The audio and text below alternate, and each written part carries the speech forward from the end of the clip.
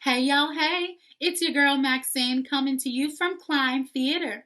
Now, usually I would be visiting you in your classroom, but since this class is online, please excuse any technical errors. Now, today's class is about continuing to learn outside of the classroom. Don't make that face. This is not about to be born, I promise. In fact, I've got a guest who's going to help me with this class, and she's a famous fashion designer that goes by the name of, I don't know, Miss Thing. I know. Miss Thing is helping me with my class today, and I'm so honored. So you better turn that frown upside down because we are about to have a lot of fun, okay? All right, now before I bring Miss Thing out, I got a confession. I just got to get it off my chest. Sometimes I'm a little nosy and I hear conversations that I might not have been supposed to be listening to, but I heard it anyway. And I just need to get this off my chest. So, can I just tell y'all what I've been hearing? Okay. I've been hearing from a lot of parents and a lot of students that kids don't want to be doing schoolwork right now.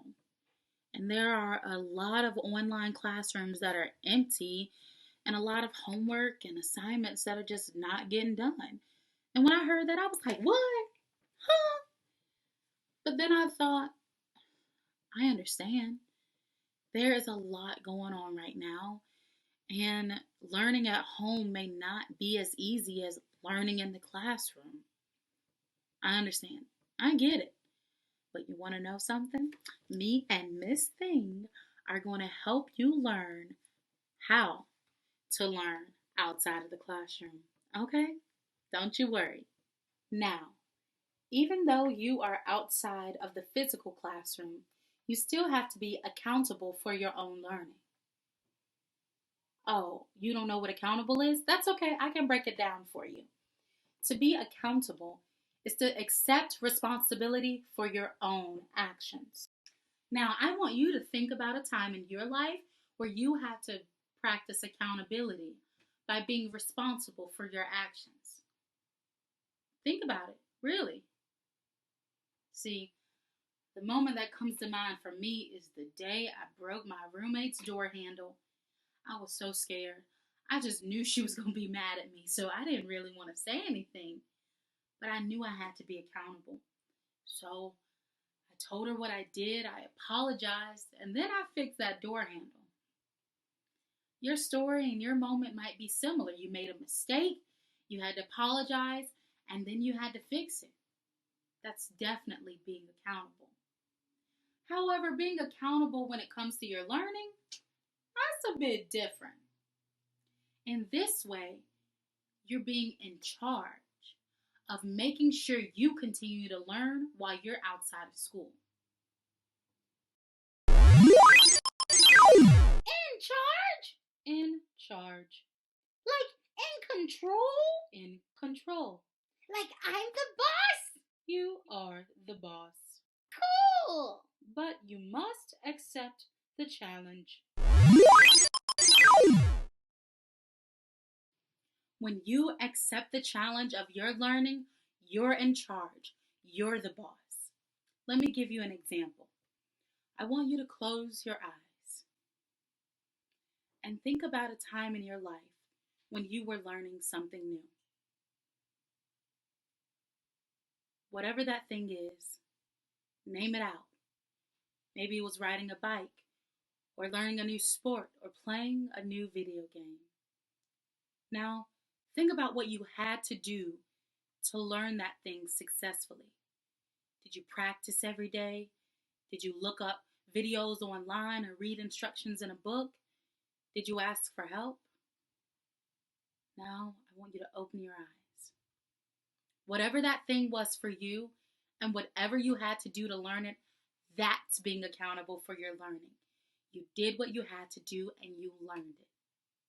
But those things are fun. It's easy to keep going, but school is hard and sometimes boring.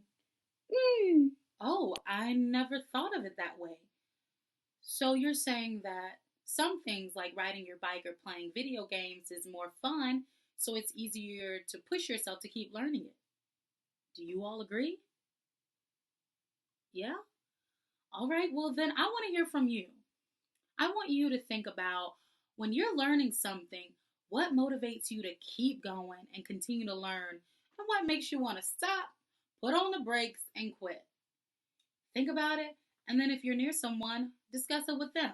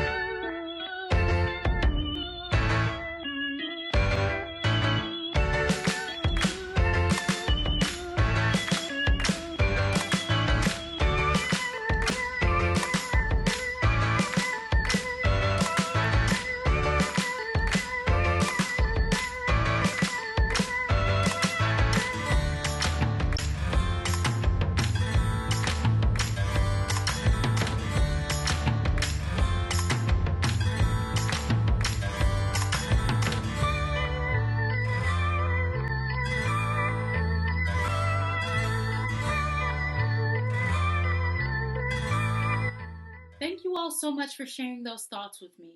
It's really important for you to know what motivates you to keep going and what makes you want to stop and quit. I know personally for me, I just want to give up sometimes when things get too hard or I don't understand something. That really puts a mental block on my mind.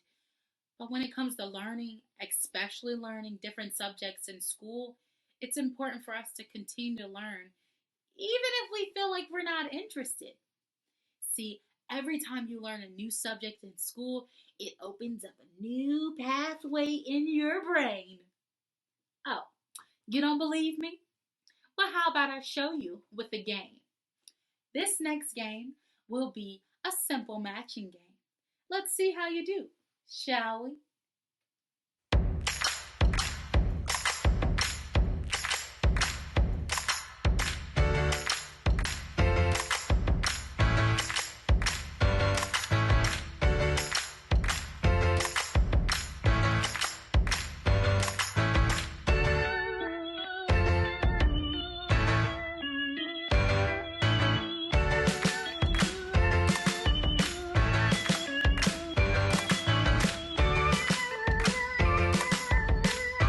So, how was it? How'd you do in the game? You may think that you made a mistake if one of your questions didn't have the right answer, but you're exactly right. Let's look at that correct answer slide, shall we? On the slide, you will see that the last option available does not fit the question. Imagine that this game is your brain. Your brain asks questions, and based on the information you've learned in your life, you have the answers. But you didn't have the answers to this math question, did you? And that's because you didn't have as much math knowledge in your brain as you needed to. See, you decided that you didn't like math because it was too hard, so you weren't ever going to learn it ever again. And so when your brain asked a math question, you didn't have the answer to it. Deciding not to learn something because it's hard or you're not interested in it robs your brain of the opportunity to answer the questions that it wants to know. And that's all learning is.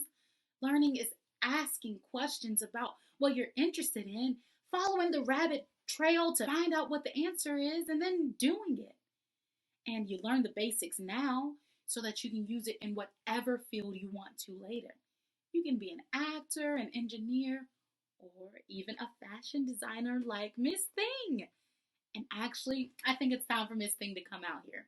She is going to teach you how math, science, social studies, and language arts are implemented in fashion design. Because these basic skills are in every career you will enter in. So you want to make sure that you learn it. All right, let me get out of the way so Miss Thing can come in.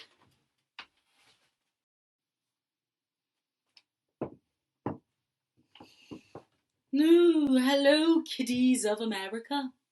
I am a Miss Thing, the queen of all things fashion. And since we don't have a lot of time, we can get started, shall we? Now, you kiddies may think that learning is over here, while the fashion design is over here. Yes, is that what you think? Hmm? Well, you're wrong. And wrong. They're here.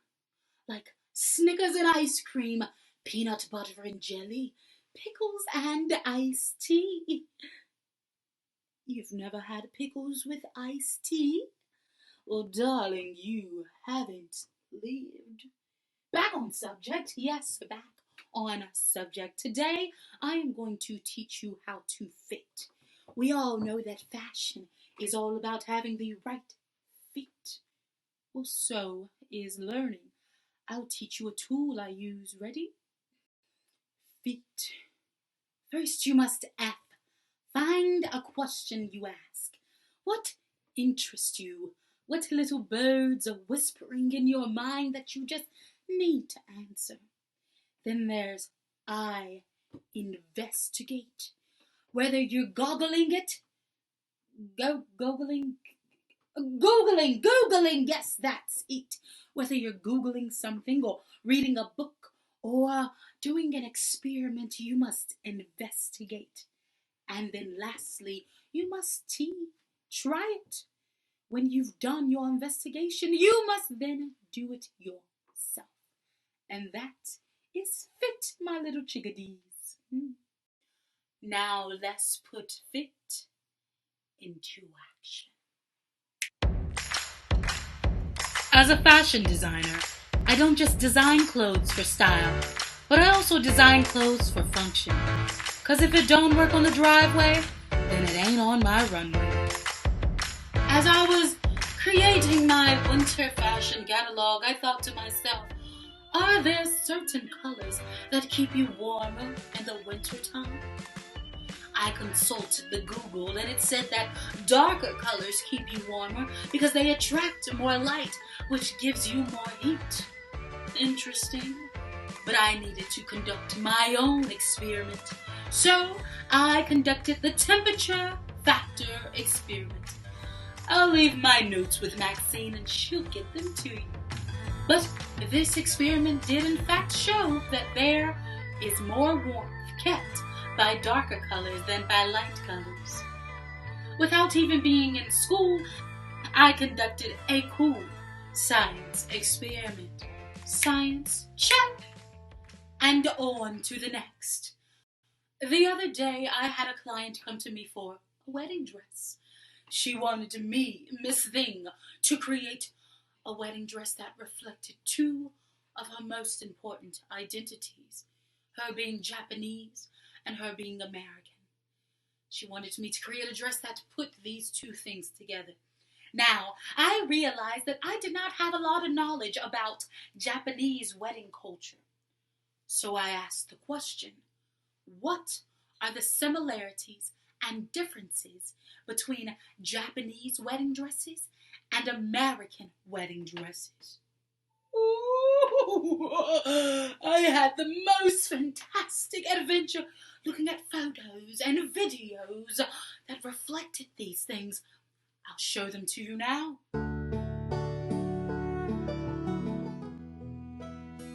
Both cultures wear the symbolic white attire.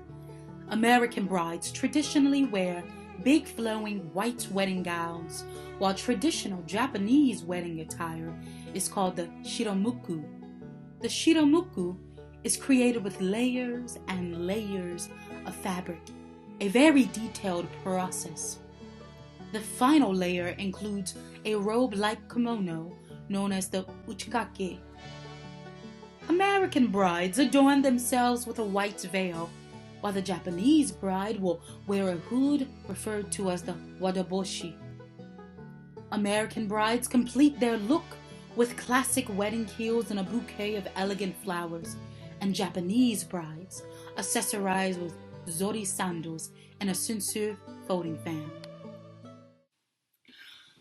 I am still creating my dress, which will be my tea. Try it. However, I have Oh, had such an amazing time learning about Japanese culture and a society other than my own. Can you say social studies? Check. Not to mention, I've been writing about all of my research and informational sources on my blog, Miss Thing Strings. That is definitely language arts. Check! And on to the next. Now, last but definitely not least, especially in the fabulous world of fashion design, you've got math. Now, math is essential in fashion design. Everyone repeat after me. Measurement. Exactly. Without measurement, you can't have the fit that's necessary in fashion design. And you can't have measurement without your math. So let me give you an example. I came upon such a horrid experience just this past week where I ordered some fabric from a fabric store. And I ordered 125 yards of fabric. And I had 5 dresses that I needed to make with this fabric. Yet when I got to the 5th dress, there wasn't enough fabric. And I measured each of those other 4 dresses precisely. I do not overuse, I do not waste material. And I, Miss Thing, do not make mistakes. So, obviously, there was an issue at the store, right? Can you help me figure out this math problem? Yes? Fantastic. Whiteboard. Thank you. Now, let's do this math, shall we? The question we are trying to figure out is how many yards of fabric did the store actually send me? I ordered 125. 125 yards of fabric. If I had to make 5 dresses, how many yards of fabric did I need for each dress? The step you will need to take to figure this out is division. So let's divide. 125 divided by 5. 5 goes into 12 how many times? 2. 2 times 5 is 10. 12 minus 10 is 2. Now, we must carry down the 5. How many times can 5 go into 25? That's exactly right, 5. Which means I needed 25 yards per dress. All right? Now, I made 4 dresses, and they were sewn perfectly and measured with precision. But when I got to that last dress, I only had 15 yards of fabric left. 15! Oh. So, how many yards was I missing? I know that I needed 25, but I only had 15. How many yards was I missing? Let's do some subtraction, shall we? 25 minus 15 equals 10 exactly. Which means that the fabric store did not send an extra 10 yards of fabric that I paid for. Now the question is, if I'm missing 10 yards of fabric, how many yards did they actually send? I was supposed to get 125.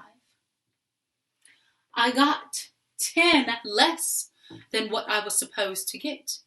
Let's do some subtraction. 125 minus 10. 5 minus 0 is 5. 2 minus 1 is 1. And 1 minus 0, because there's an imaginary 0 there, is what? 1. 115 yards that the store actually sent me. Huh. Well, I'm so grateful that you all helped me solve this dilemma.